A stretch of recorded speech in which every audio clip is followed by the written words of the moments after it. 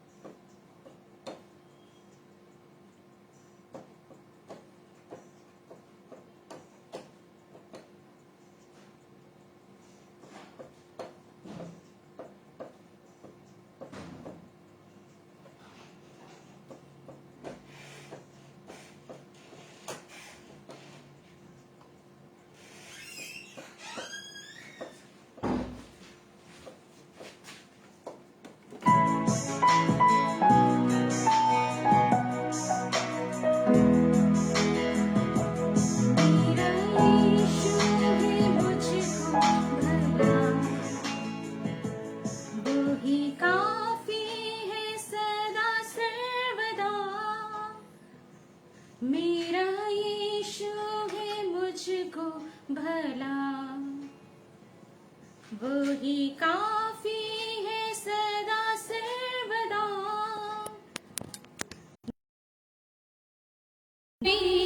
हर मुसीबत में मेरे मन वो ही काफी है मुझे। मेरा यीशु है मुझको भला, वो ही काफी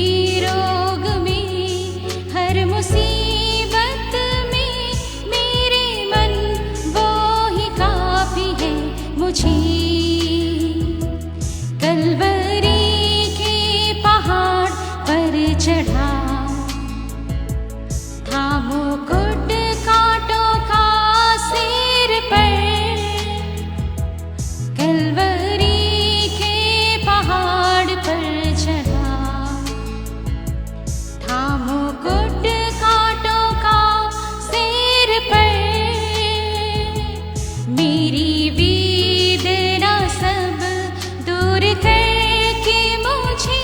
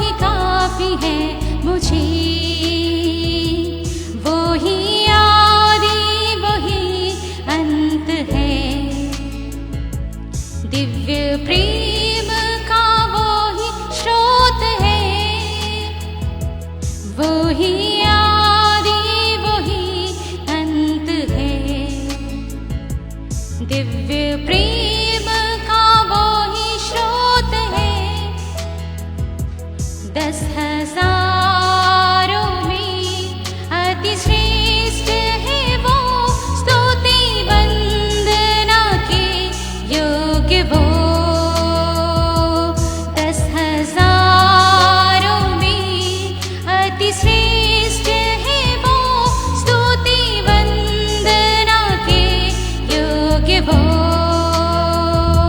मेरा यीशु है मुझको भला, वो ही काफी है सदा सर्वदा।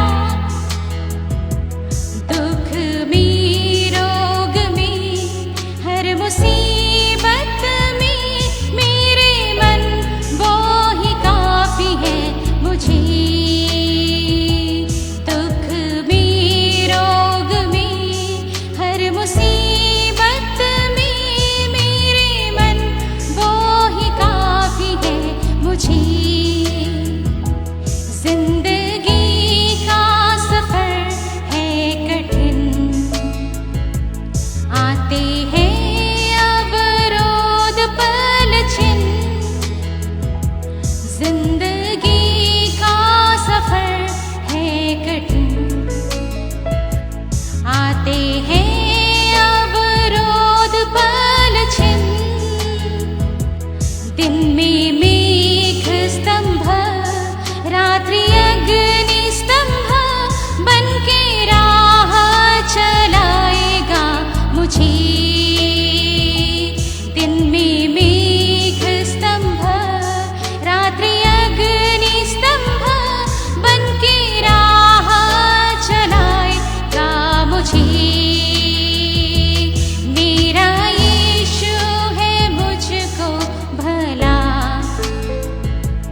वही काफी है सदा सर्वदा।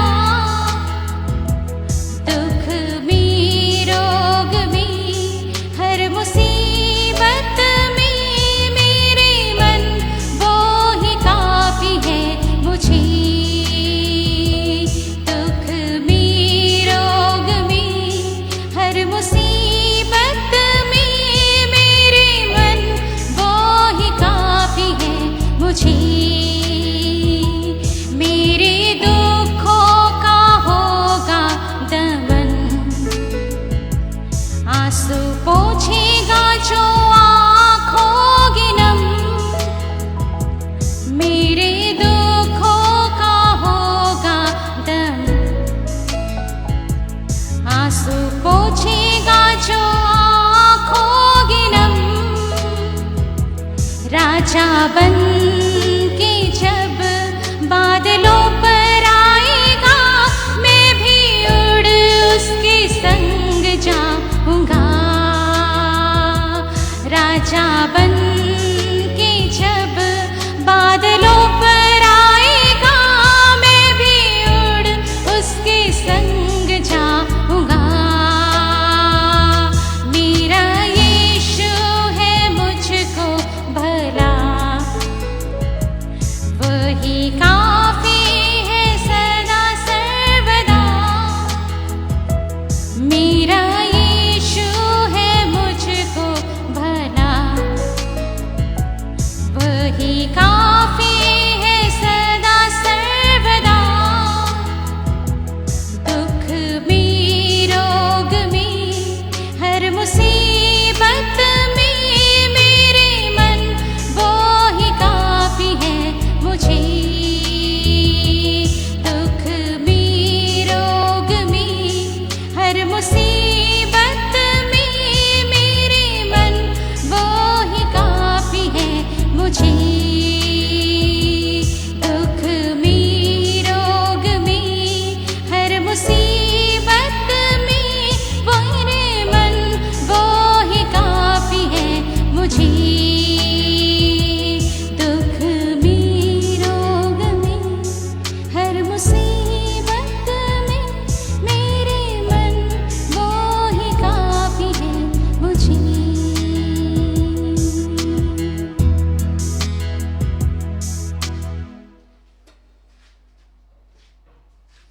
Thank you Jesus, hallelujah. धन्यवाद धन्यवाद धन्यवाद। Thank you Jesus. हाँ प्रभु, हम जानते हैं कि प्रभु आपका अनुग्रह हमारे लिए काफ़ी है प्रभु, और हमें पता है कि जब तक हम आपके अनुग्रह के तले हैं प्रभु, हमें किसी भी चीज़ से डरने की आवश्यकता नहीं है प्रभु। चाहे हमारे जीवन में दुख आए, चाहे हमारे जीवन में परेशानी आए, चाहे हमारे जीवन में संकटों का पहाड़ आ जाए, लेकिन हमें किसी भी बात से डरने की ज़रूरत नहीं, क्योंकि मैं जानती हूँ कि मेरा यीशु है भला और वो सारे वक्त हमारे साथ है। पिता, हम आपका धन्यवाद देते कि आपने अपने प्रिय पुत्र को हमारे लिए दे दिया, ताकि जो कोई भी उस पर विश्वास करे वो नाश ना हो परंतु अनंत जीवन पाए। प्रभु, मैं आपके प्रेम के लिए प्रभु आपको बहुत बहुत धन्यवाद देती हूँ।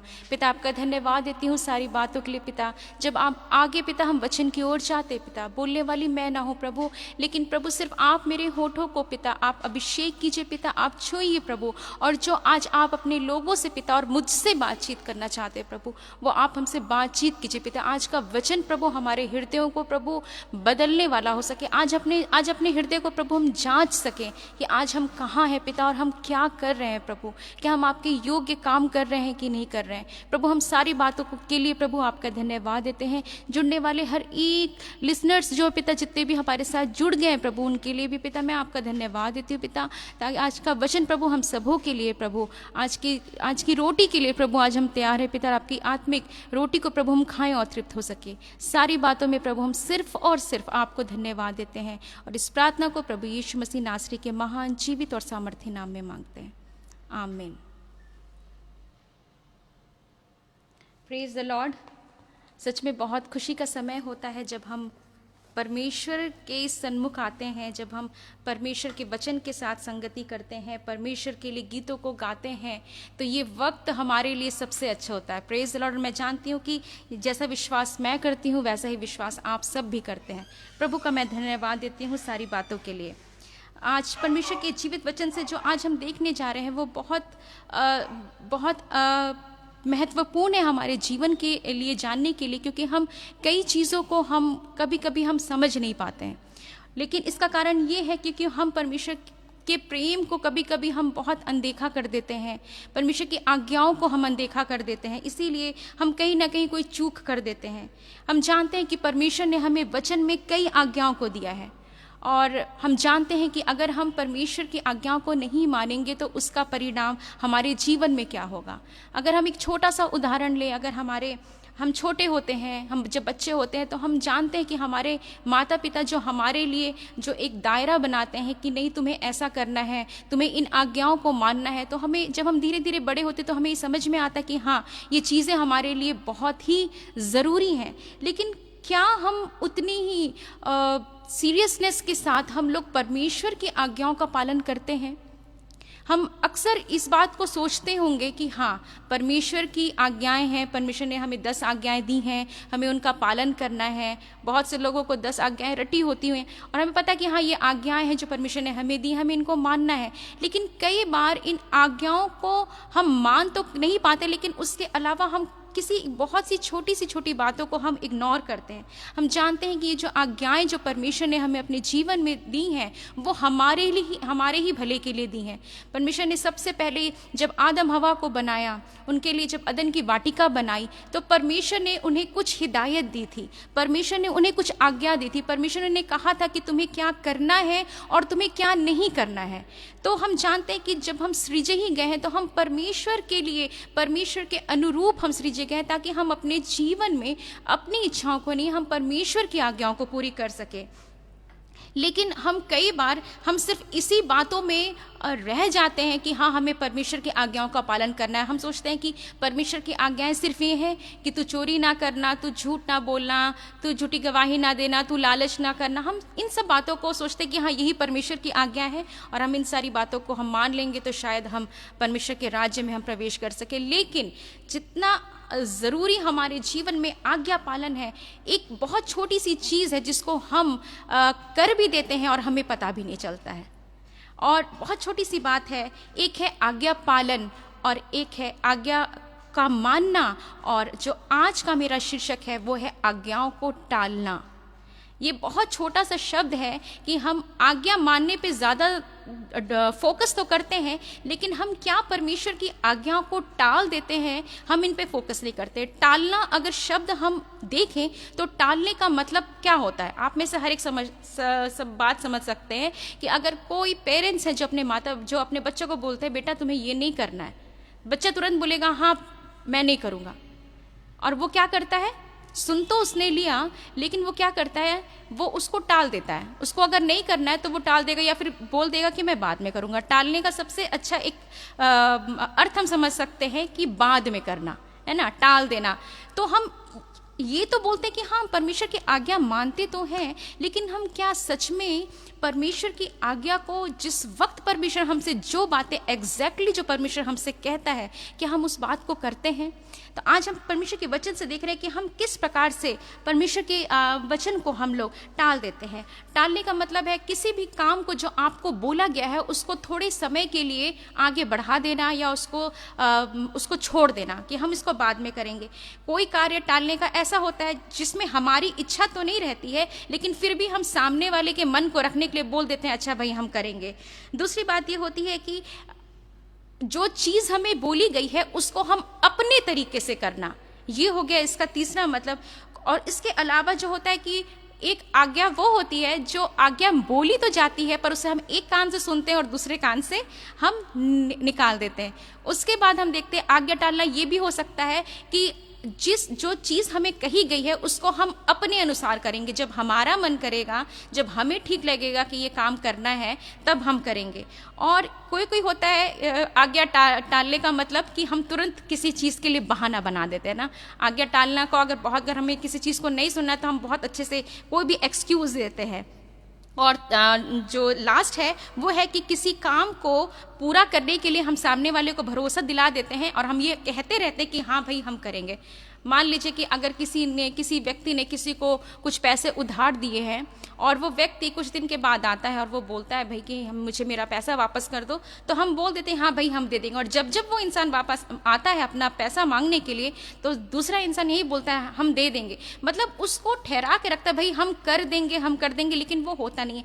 यही चीज़ें कई बार हमारे आत्मिक जीवन में भी होती है।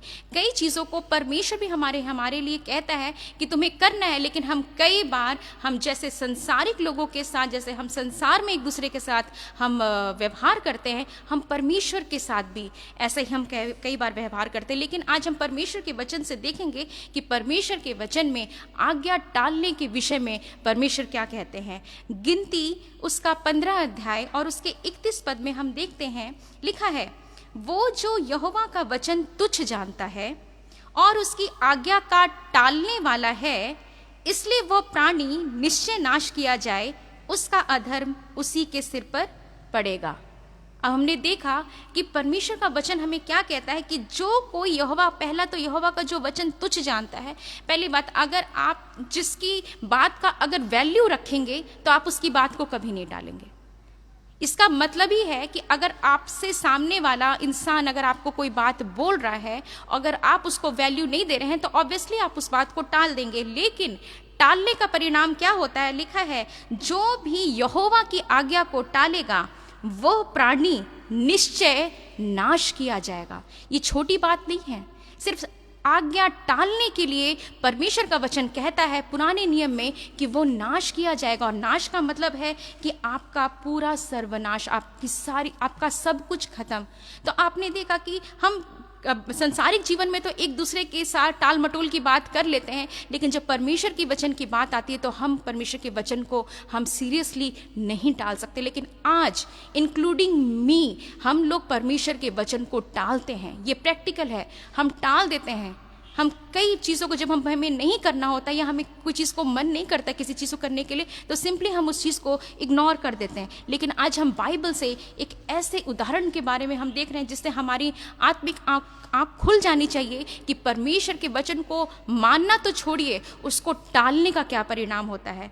पहला इतिहास उसका 10वां अध्याय और उसका 13 पद में जिसके बारे में आया है वो व्यक्ति है शाऊल।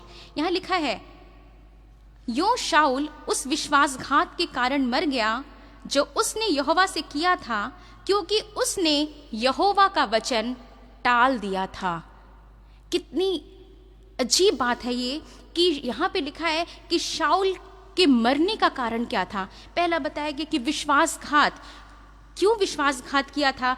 क्योंकि उसने यहोवा का वचन टाल दिया था। हम देखते हैं कि शाऊल के बारे में, शाऊल कौन था? शाऊल जो था वो इस्राएल का पहला राजा था।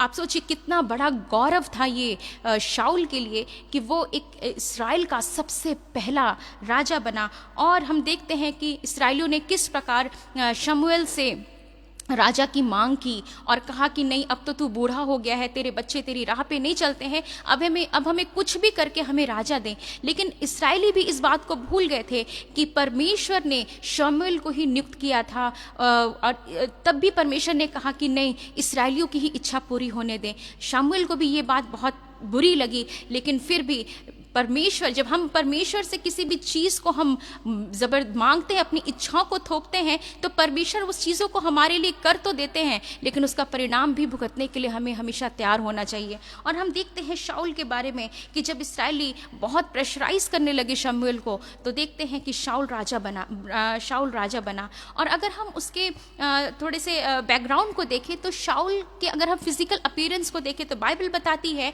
कि शाऊल जो था वो एक शक्तिशाली सूरमा था। शाऊल ऐसा वैसा नहीं था, अगर उसकी पर्सनैलिटी भी बहुत ही अट्रैक्टिव थी और लिखा है वो शक्तिशाली था, यानी बहुत स्ट्रांग और सूरमा, मतलब अच्छा वो उसमें काफ़ी स्ट्रेंथ थी, वो सूरमा था, वो लड़ाई को लड़ सकता था। और हम देखते हैं लिखा है कि वो सुंदर था। सेकंड क्वालिटी हम क्या देखते हैं शाऊल की, कि वो सुंदर था। और थर्ड लिखा है कि इस्राएलियों में कोई उससे बढ़कर सुंदर ना था, लंबाई में दूसरे लोग उसके कंधे तक ही आते थे। अब आप सोचिए कि ये कैसा व्यक्ति था कि इतना एक जब हम देखते हैं, जब किसी युवक की जब जांच परख की जाती है, जब उसको किसी कॉन्टेस्ट के लिए देखा जाता है, तो यही सारी चीज़ों को देखता था कि वो लंबा, देखने में अट्रैक्टिव और थोड़ा स्ट्रेंथ।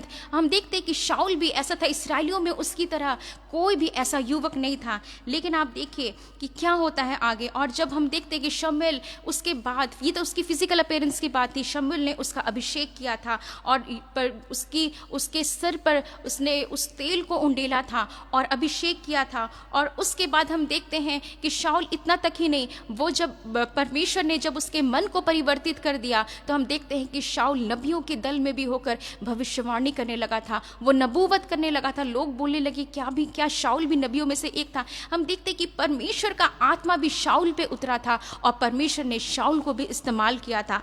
लेकिन हम देखते हैं, अगर हम पहला शामूएल उसका 10वां अध्याय और उसके अगर हम 21 पद को देखें तो ये लिखा है, शाऊल कहता है, वही शाऊल कहता है, क्या मैं बिन्यामीनी अर्थात सब गोत्रों से छोटा नहीं, और क्या मेरा कुल या घराना सारे कुलों से छोटा नहीं? फिर तू मुझसे ऐसी बातें क्यों कहता है? हम जब यहाँ पे देखते हैं कि जब शमूएल बोलता है शाऊल को कि नहीं, तुझे राजा बनने के लिए परमेश्वर ने चुना, तो उसको यकीन नहीं होता है, उसको विश्वास नहीं होता कि क्या मैं सचमुच इस्राएलियों का शासक बन सकता हूँ। वो अपने आप को छोटा समझने लगता है। शाऊल सबसे पहले ये नहीं देखता है कि उसको परमेश्वर ने क्या दिया है, वो अपने आप को आंकने लगता है कि मेरा घराना छोटा है, मेरा परिवार छोटा है, मैं इतना बड़ा नहीं हूँ, मेरा उतना नाम नहीं है। लेकिन आप देखिए, जब परमेश्वर जब किसी को चुनता है तो परमेश्वर उसमें बहुत सी बातों को, उसमें कई क्वालिटीज़ होती है, लेकिन हम उसे पहचान नहीं पाते। शाऊल भी यही सोच रहा था कि वो शायद राजा बनने के लायक नहीं है, लेकिन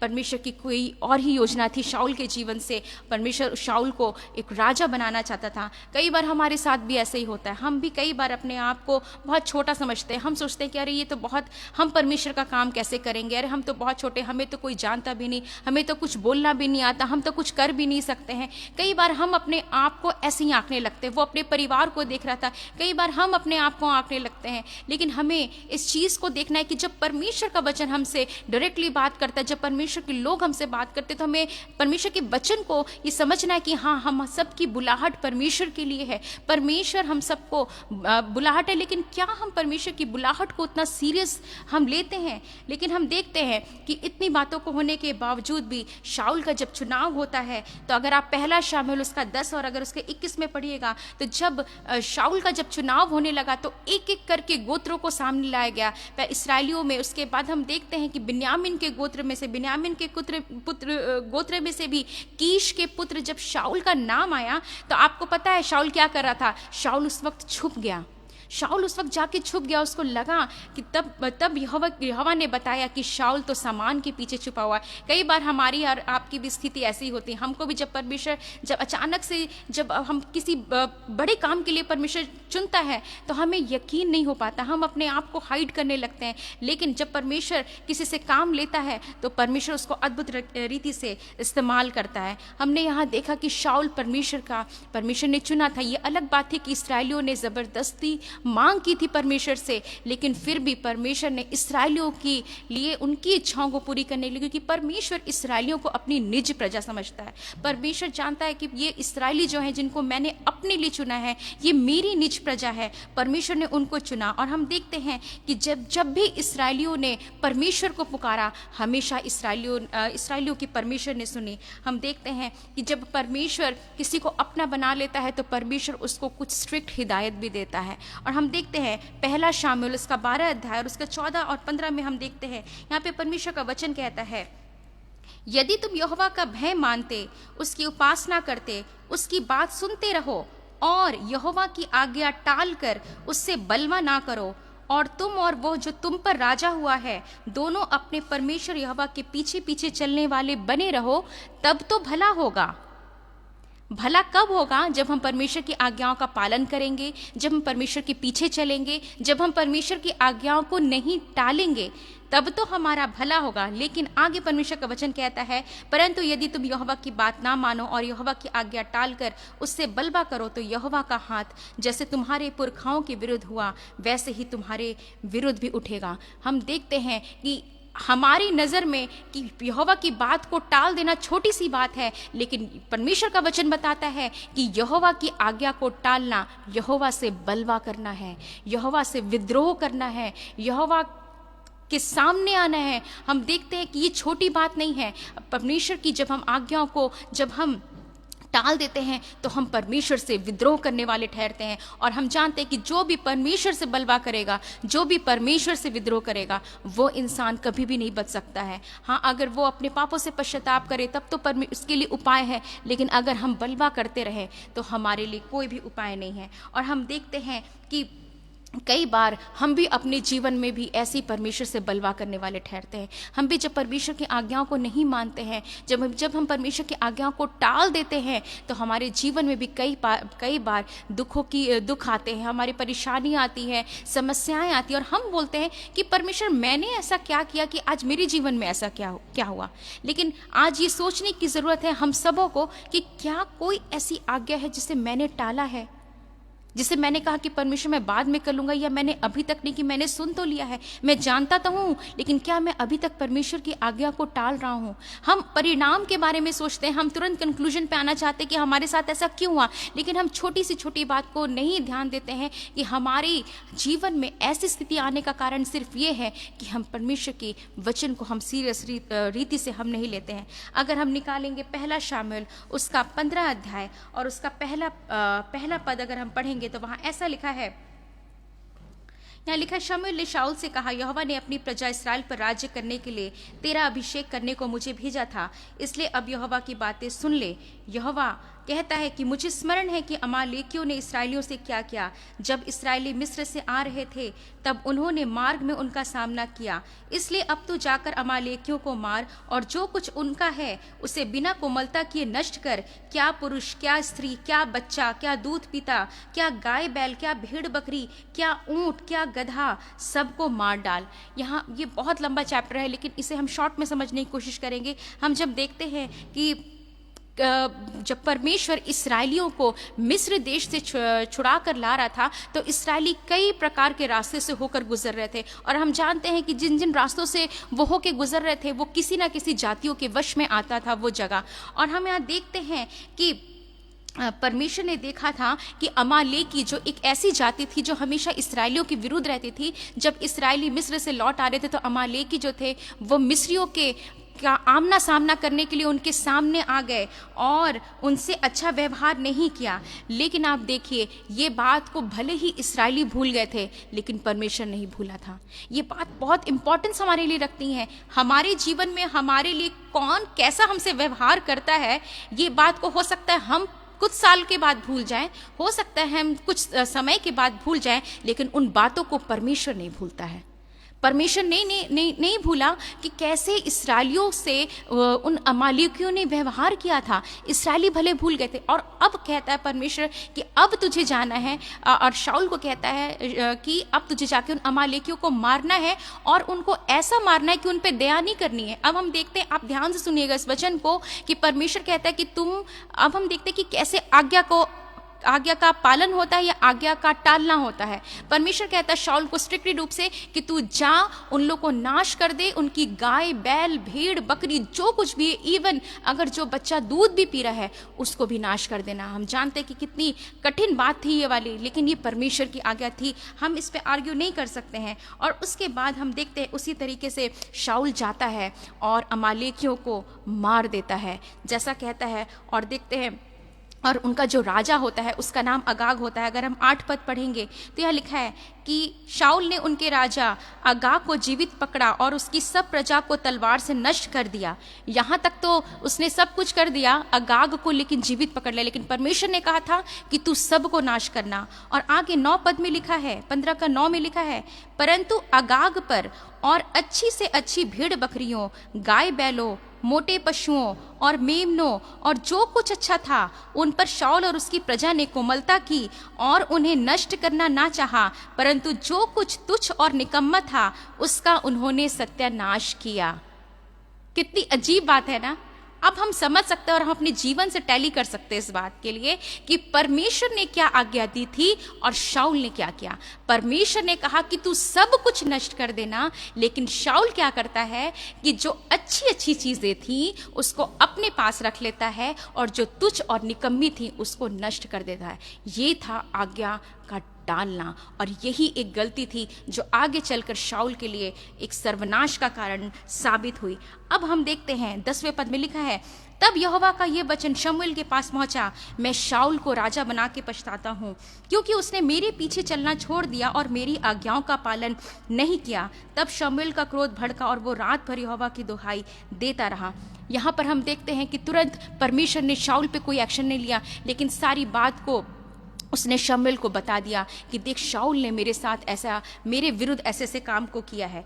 उसके बाद हम देखते हैं कि परमेश्वर आज्ञा देता है शमूएल को कि तू अब शाऊल के पास जा और उससे जो मैं तुझसे कहूँगा वो कहना। और हम देखते हैं 13 पद में, तब शमूएल शाऊल के पास गया और शाऊल ने उससे कहा, तुझे यहोवा की ओर से आशीष मिले, मैंने यहोवा की आज्ञा पूरी की है। Praise the Lord. अगर आप में से कोई टाइप कर सकते हैं तो इस वचन को जरूर टाइप कीजिएगा, क्योंकि ये बहुत इंपॉर्टेंट वर्ड्स है और बहुत इंटरेस्टिंग भी है। यहाँ पर कहता है, इससे पहले कि शमूएल जाता है शमूएल कुछ कहे, शाऊल कहता है कि तुझे यहोवा की ओर से आशीष मिले, मैंने यहोवा की आज्ञा क्या की है, पूरी की है। आप बताइए, क्या वो सच बात बोल रहा था कि वो झूठ बोल रहा था, या फिर उसको इम्प्रेस करने के लिए कह रहा था?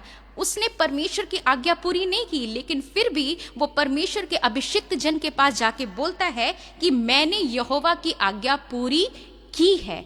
कई बार हम लोग भी ऐसे ही करते हैं। हम लोग परमेश्वर की आज्ञा, जो परमेश्वर हमसे कहता है, उसको हम अपने अनुसार तो कर लेते हैं और हमें लगता है भाई कि हमने तो भाई परमेश्वर की आज्ञा की। परमेश्वर ने हमें बोला भाई वचन पढ़ना है, हमने वचन पढ़ लिया। परमेश्वर ने बोला हमें चर्च जाना है, हम चर्च चले गए। परमेश्वर ने हमें बोला कि गीत गाना है, तुम्हें ऐसा करना है वैसा करना है, हम सब कुछ कर लेते हैं। लेकिन क्या एग्जैक्टली परमेश्वर जो हमसे कहता है क्या हम वैसा करते हैं? और हम देखते हैं कि वो अपने मुंह से बताता है कि मैंने यहोवा की आज्ञा पूरी की है। तब शाऊल कहता है, फिर भेड़ बकरियों का ये मिमियाना और गाय बैलों का ये रंभाना जो मुझे सुनाई दे रहा है, ये क्यों हो रहा है?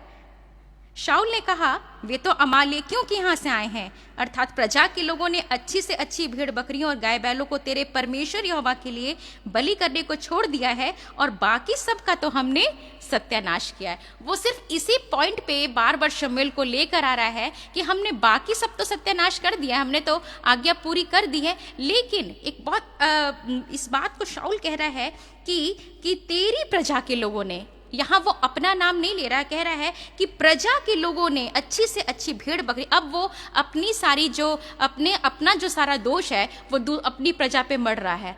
क्या राजा की बिना आज्ञा की प्रजा कुछ कर सकती है? नहीं कर सकती। लेकिन आप देखिए, परमेश्वर के सामने भी शाऊल बोल रहा है कि तेरी प्रजा के लोगों ने अच्छी से अच्छी भेड़ बकरियों को, किस लिए?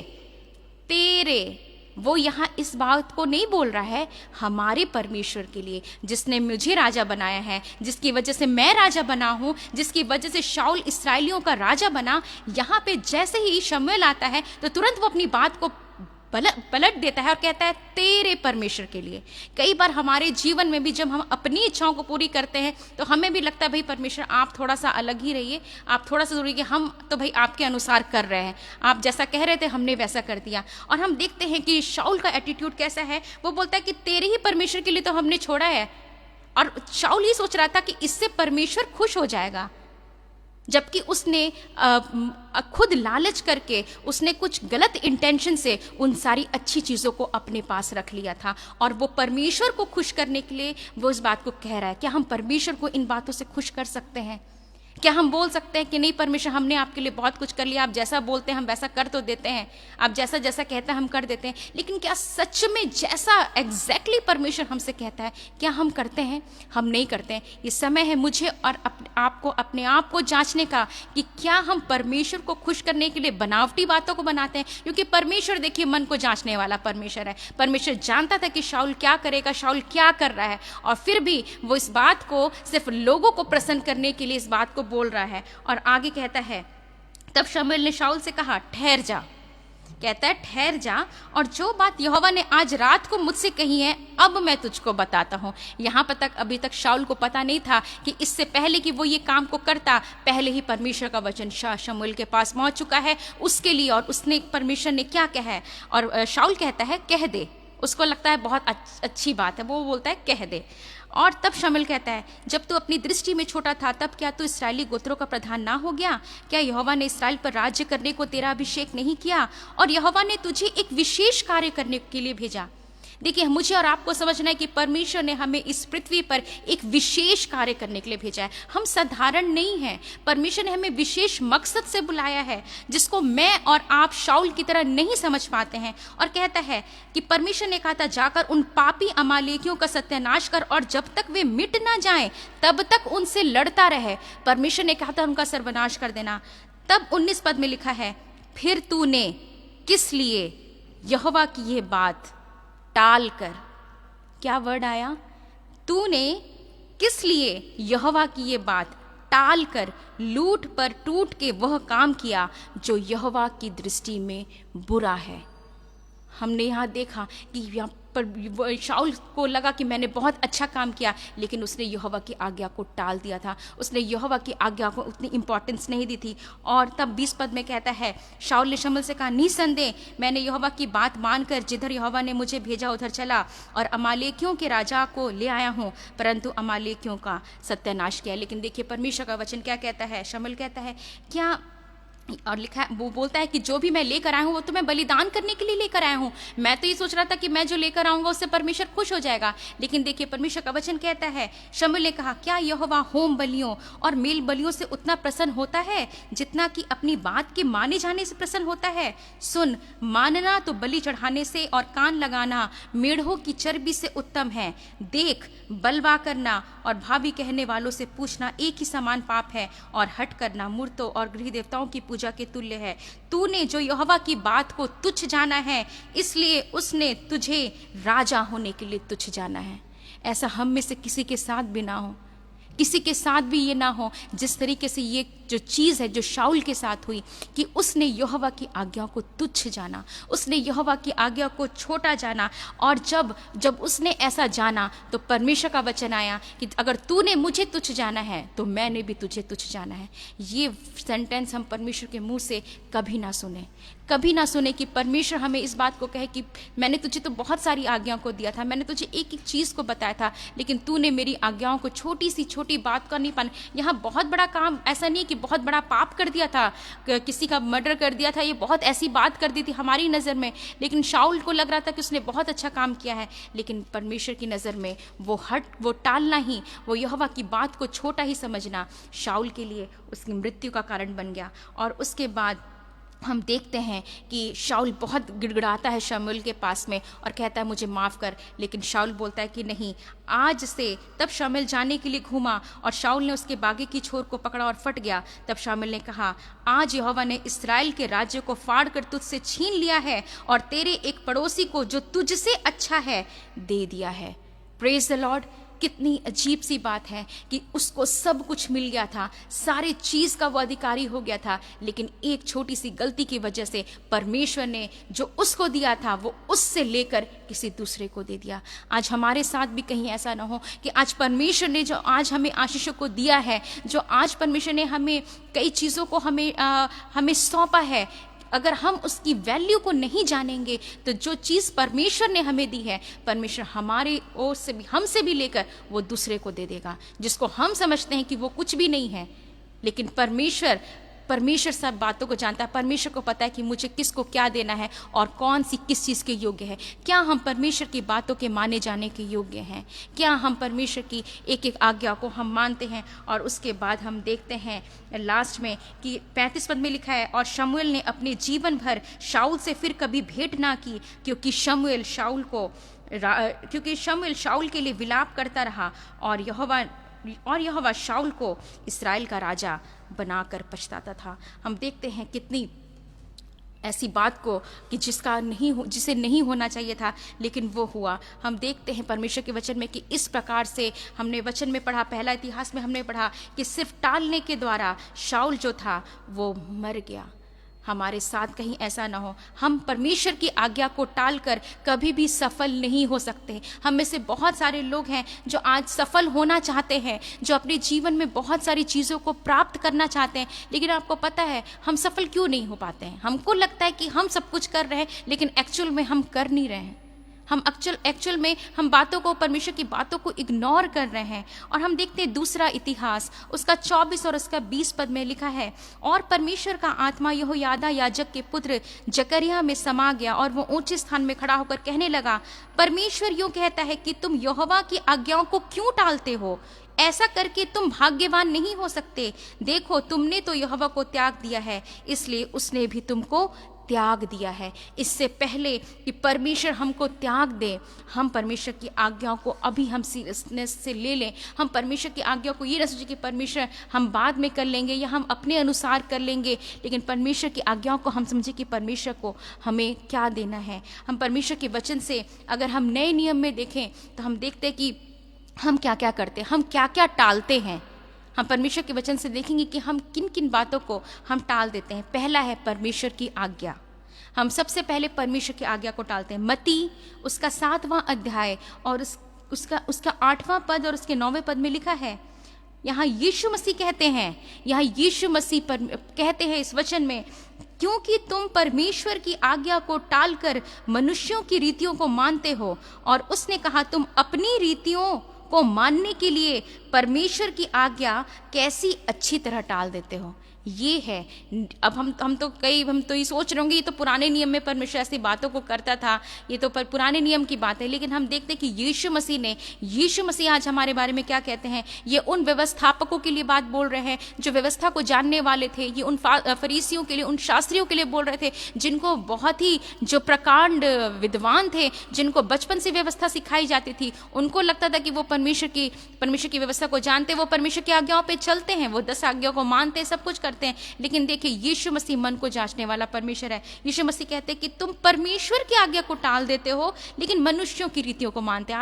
आप जानते हैं कि जो व्यवस्थापक और शास्त्री थे, लोग थे, वो बड़ी बड़ी जगहों पे बैठना चाहते थे, वो आसन को पाना चाहते थे। वो यहाँ परमेश्वर के वचन में लिखा है कि उनको मनुष्यों की प्रशंसा ज्यादा अच्छी लगती थी। हमारे जीवन में भी ऐसा होता है, हमें ज्यादातर मनुष्य क्या हमारे बारे में बोलते हैं, मनुष्य हमारी कितनी बड़ाई करते हैं, वो हमारे लिए ज्यादा इंपॉर्टेंस रखती है। और ज्यादातर सोशल मीडिया पे हम सबको इस चीज को बहुत अच्छी तरीके से समझते हैं कि परमेश्वर को क्या अच्छा लगता है, वो चीज पे हम ध्यान नहीं देते हैं। हम ये देखते हैं कि हाँ दूसरे लोगों को क्या अच्छा लगता है, कितने लाइक्स हैं, कितने हार्ट हैं, कितने कमेंट्स हैं। हमें लोगों की प्रशंसा को सुनना बहुत अच्छा लगता है। लेकिन देखिए परमेश्वर कहता है कि तुम परमेश्वर की आज्ञा को टालते हो और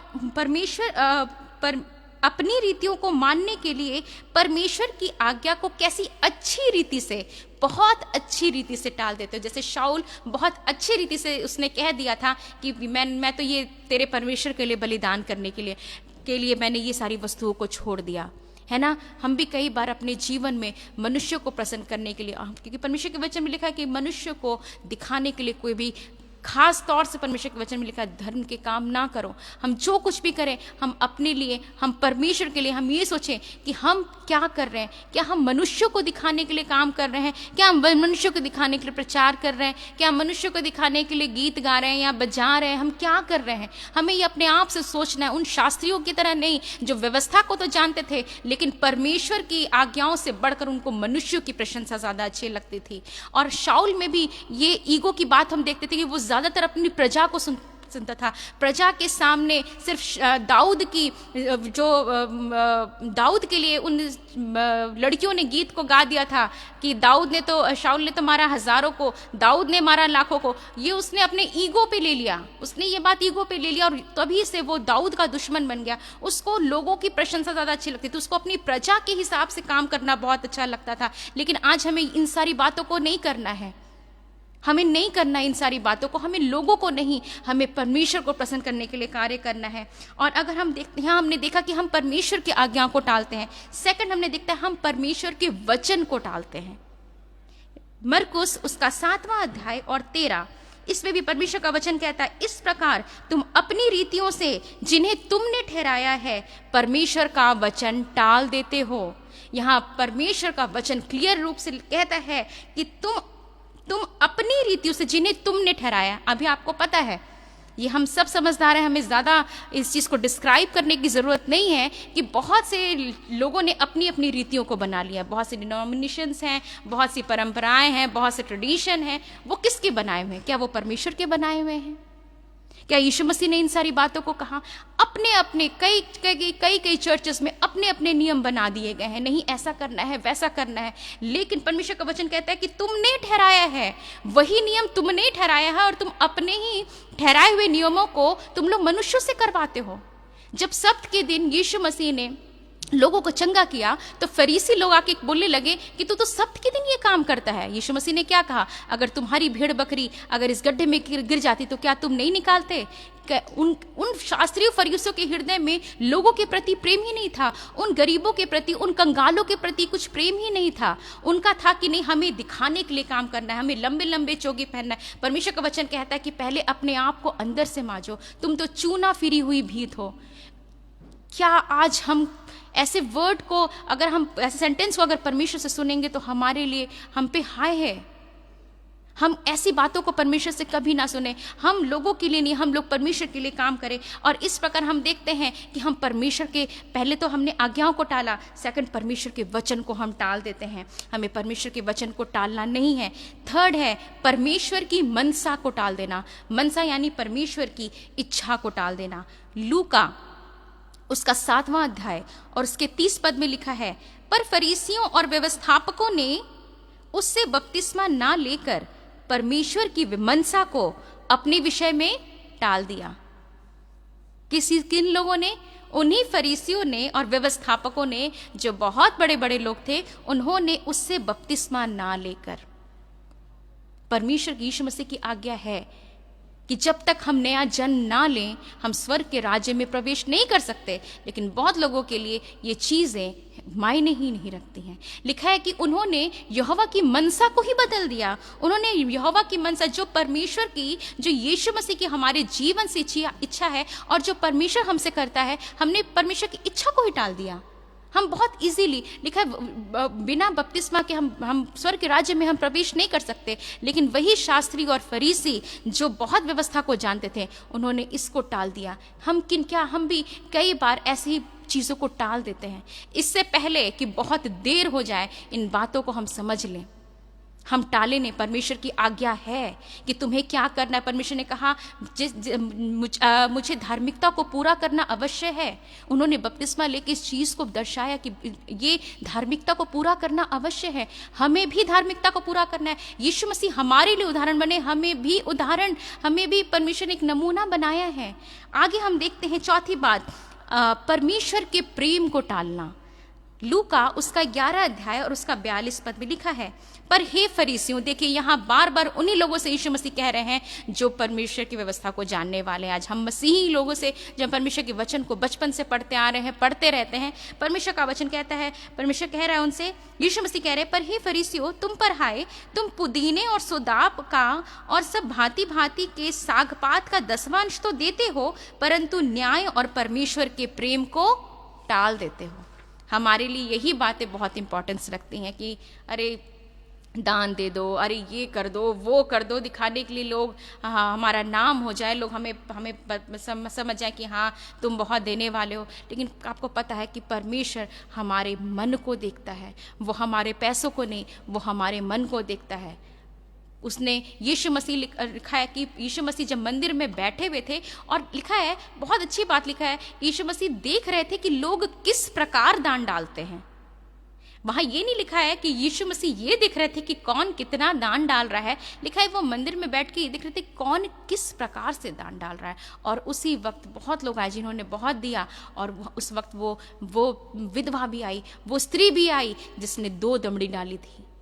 तो परमेश्वर हमारे मन को देखता है। हम लोग परमेश्वर के प्रेम को, जो परमेश्वर हमसे चाहता है, हम उस चीज़ को इग्नोर कर देते हैं, बजाय हम दूसरी चीज़ों को इम्पोर्टेंस अपनी लाइफ में देने लगते हैं। हम तो बहुत सारी चीज़ों को हमने देखा कि हम परमेश्वर की मनसा को, परमेश्वर के वचन को, परमेश्वर के प्रेम को, परमेश्वर के न्याय को, परमेश्वर की आज्ञा को टाल देते हैं। लेकिन हमारा परमेश्वर अपनी बातों को नहीं टालता है। अगर हम गलातियों उसका 3 अध्याय और 15 पद में पढ़ेंगे तो वहाँ लिखा है, हे भाइयों, यहाँ पौलुस कहता है, हे भाइयों, मैं मनुष्य की रीति पर कहता हूँ कि मनुष्य की वाचा भी जो पक्की होती है तो ना तो कोई उसे टालता है और ना उसमें बढ़ाता है। आप खुद सोचिए, अगर आपने किसी स्टैम्प पेपर पे कोई भी ज़मीन हो या कोई भी चीज़ ऐसी एग्रीमेंट हो, अगर आपने उस पर मुहर लगा दी तो उसको कोई टाल नहीं सकता है। जब हम मनुष्य की रीतियों को टाल नहीं सकते तो हम परमेश्वर की आज्ञा को क्यों टालते हैं?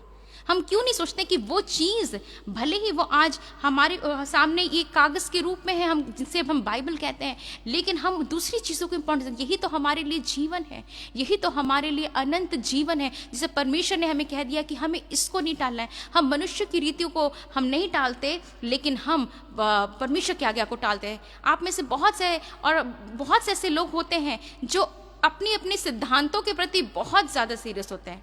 अगर हमें ये नहीं करना है तो हमें ये नहीं करना है। मेरा सिद्धांत ये कहता है, मेरा प्रिंसिपल ये कहता है, मेरा ये रूल कहता है। अगर हम अपने हिसाब से अपने जो रूल्स बनाते हैं, दूसरों के लिए बनाते, हम चाहते हैं कि सब लोग वैसे ही कार्य को करें, लेकिन हम परमेश्वर की आज्ञा को बहुत लाइटली ले लेते हैं, बहुत लाइट। हमें क्या खाना है, हमें क्या नहीं खाना है, हमें कहाँ जाना है, हमें कहाँ नहीं जाना है, हमें कहाँ एंजॉय करना है, हम उन सारी चीज़ों को नहीं टालते। अपनी नौकरी हो चाहे कोई भी बात, हम उन सारी चीज़ों को नहीं टालते। लेकिन जब परमेश्वर के वचन की बात आती है तो हम बहुत इजीली परमेश्वर के वचन को टालते हैं। क्या हम इस चीज़ को टालने वाले अगर हम बन रहे हैं तो आज हम जान लें कि क्या परमेश्वर हम आपकी आज्ञा को, जैसा आपने कहा है, एज इट इज़, जैसा आपके वचन में लिखा है, क्या हम उस तरीके से आपके लिए कर रहे हैं? हम यहाँ देखते 17 पद में लिखा है, फिर पौलुस कहता है, पर मैं ये कहता हूं कि जो वाचा परमेश्वर ने पहले से पक्की की थी उसको व्यवस्था 430 वर्ष के बाद भी आकर नहीं टाल सकती कि प्रतिज्ञा व्यर्थ ठहरे। और आपको पता है परमेश्वर ने क्या प्रतिज्ञा की थी? परमेश्वर ने प्रतिज्ञा की थी कि मैं इस्राएलियों को मिस्र से जब छुड़ाऊंगा तो 430 वर्ष के बाद छुड़ाऊंगा। अगर हम निर्गमन 12 अध्याय और उसका 40 और 41 पद पढ़ें तो वहां लिखा है, मिस्र में बसे हुए इस्राएलियों को 430 वर्ष बीत गए थे और उन 430 वर्ष के बीतने पर ठीक उसी दिन यहोवा की सारी सेना मिस्र देश से निकल गई। Praise the Lord. परमेश्वर अपने वायदों का पक्का है। परमेश्वर ने कह दिया तो कह दिया। उसने इस्राएलियों को 431 वर्ष भी नहीं होने दिए, 432 वर्ष भी नहीं होने दिए। ठीक 430 वर्ष के बीतने पे परमेश्वर ने मिस्र से आश्चर्यजनक रूप से मूसा के द्वारा अपने लोगों को छुड़ा लिया। हालेलुया। परमेश्वर आज हमें भी छुड़ाना चाहता है। परमेश्वर अपने वायदों का पक्का है। हम जो परमेश्वर से लिखा है, जब जब इस्राएली कराते थे, जब जब इस्राएली परमेश्वर की दुहाई देते थे, परमेश्वर स्वर्ग से सुनकर उत्तर देता था। लेकिन क्या जब परमेश्वर स्वर्ग से कुछ बोलता है या परमेश्वर जब अपने वचन से हमें बोलता है कि बेटा तुम्हें ऐसा करना है, तुम्हें ऐसा करना है, तुम्हें मेरे वचन को इस तरीके से पालन करना है, हम क्या करते हैं? छोटी छोटी बात में हम देखें, परमेश्वर कहता है कि मुझे सबसे पहला समय दो, सबसे पहली बात। लेकिन आज हम अपने दिन का पहला समय क्या हम परमेश्वर को देते हैं? हम नहीं देते। हम सबसे पहले अपना पहला समय अपने मोबाइल, अपने टैब्स, अपने काम को देते हैं सबसे पहले। ये तो एक छोटा सा एग्जाम्पल हुआ कि टाल देना। प्रभु थोड़ी देर के बाद कर लेंगे, अच्छा थोड़ी देर के बाद दुआ कर लेंगे, अच्छा अभी थोड़ा सा ये काम आ गया। ये छोटी सी बात है। ऐसी हजारों चीज़ें हैं जिसे हम हर पल हर वक्त टालते रहते हैं। लेकिन फिर भी परमेश्वर ऐसा हमारे लिए अन्याय नहीं है कि वो हमें हमारे पापों का दंड हमें तुरंत दे दे, क्योंकि यीशु मसीह के आने के बाद से यीशु मसीह ने हमारे लिए सारी व्यवस्था को, परमेश्वर ने हमारे लिए उसको पूरा कर दिया, हमारे लिए बहुत इजी बना दिया। तो आज आवश्यकता है अपने आप को जांचने का, अपने आप को देखने का कि क्या हम किन किन बातों में हम परमेश्वर की आज्ञा को टाल रहे हैं। हम टालने वाले ना बने, लेकिन हम परमेश्वर की आज्ञाओं का हम पालन करने वाले बने। इस वचन के साथ मैं अंत करना चाहूँगी। परमेश्वर आप सभी को आशीष दे। जितने भी लोग आप जुड़े हुए हैं, मैं परमेश्वर का धन्यवाद देती हूँ कि आपने अपने समय को निकाला, कि आपने परमेश्वर के जीवित वचन को सुना। जिस प्रकार ये वचन मेरे लिए बहुत ज़्यादा बेनिफिशियल रहा, और जो वचन तो खैर जीवन है, जिस वचन के द्वारा हम सबको बदलने की कोशिश करना और अपने आप को जांचना है। हमें से हर एक कोई अपने आप को जांचे कि आज हम कहाँ पर हैं। आइए हम छोटी सी प्रार्थना करेंगे और इस लाइव सेशन को हम लोग एंड करेंगे। Thank you Jesus, hallelujah. धन्यवाद करते महान पिता परमेश्वर आज के इस दिन के लिए प्रभु, कि आपने अपने बच्चों से प्रभु आपने बातचीत की प्रभु, आपने मुझे इस्तेमाल किया प्रभु, जबकि मैं इस योग्य और इस लायक नहीं थी प्रभु। मैं आपका धन्यवाद देती हूँ प्रभु। हाँ प्रभु, आज हम आपकी बहुमूल्य आज्ञाओं को प्रभु हम पालन करने वाले हो सके, उसे टालने वाले ना हो सके प्रभु। आज हम आपके वचन को तुच्छ ना समझें, आज आपके वचन को हम छोटा ना समझें, आपके वचन को हम इग्नोर ना करें प्रभु। लेकिन जैसा प्रभु आपने कहा, तुम्हारी बात हाँ की हाँ और ना की ना हो। हाँ प्रभु, हम भी आपके वचन में प्रभु अगर आपने कहा है तो हम वैसे ही परमेश्वर आपके वचन, आपकी आज्ञाओं को हम वैसे ही पूरी करने वाले हो सके प्रभु। सुनने वाले हर एक जन को प्रभु आपके हाथों में सौंपते प्रभु। हर एक को आप बहुत ऐसे आशीष दे पिता। मैं आपसे प्रार्थना करती हूँ खासतौर से पिता ब्रदर आशीष के लिए प्रभु, उनकी सारे परिवार के लिए पिता, उनकी सारी टीम के लिए पिता, इस पेज के लिए पिता, प्रेयर ग्रुप टीम जीसस के लिए प्रभु, जो वो इतने समय से चलाते आ रहे पिता। हम उनको आपके हाथों में सौंपते हैं, उनके सारे लोगों को प्रभु आपके हाथों में सौंपते प्रभु। बहुत आयत से प्रभु आप उन्हें आशीष दीजिए पिता। इस पेज के द्वारा प्रभु बहुत सा वचन आपके लोगों तक पिता पहुँचने वाला हो सके पिता। ये पेज पिता आशीष होने पाए प्रभु, और पिता और भी काम आपका बढ़ने पाए प्रभु। और पिता हम सब कोई मिलके आपके लिए एक राज्य बना सके पिता, और आपके राज्य के लिए प्रभु हम कार्य करने वाले हो सके प्रभु। हम सारी बातों को प्रभु सिर्फ आपके हाथों में सौंपते हैं और सारा आदर आपके हाथों में देते हैं प्रभु, आपको देते हैं। और इस प्रार्थना को आपके बेटे महान प्रभु यीशु मसीह नासरी के नाम से मांगते हैं, आमीन आमीन। Praise the Lord. आप सभी को परमेश्वर बहुत आशीष दे और परमेश्वर की आज्ञाओं पे हम चलने वाले हो सकें, और परमेश्वर आपको और आपके पूरे परिवार को बहुत आयत से परमेश्वर का अनुग्रह बना रहे, परमेश्वर की शांति और परमेश्वर का प्रेम हम सबों के साथ बना रहे। Praise the Lord. जय मसीह की।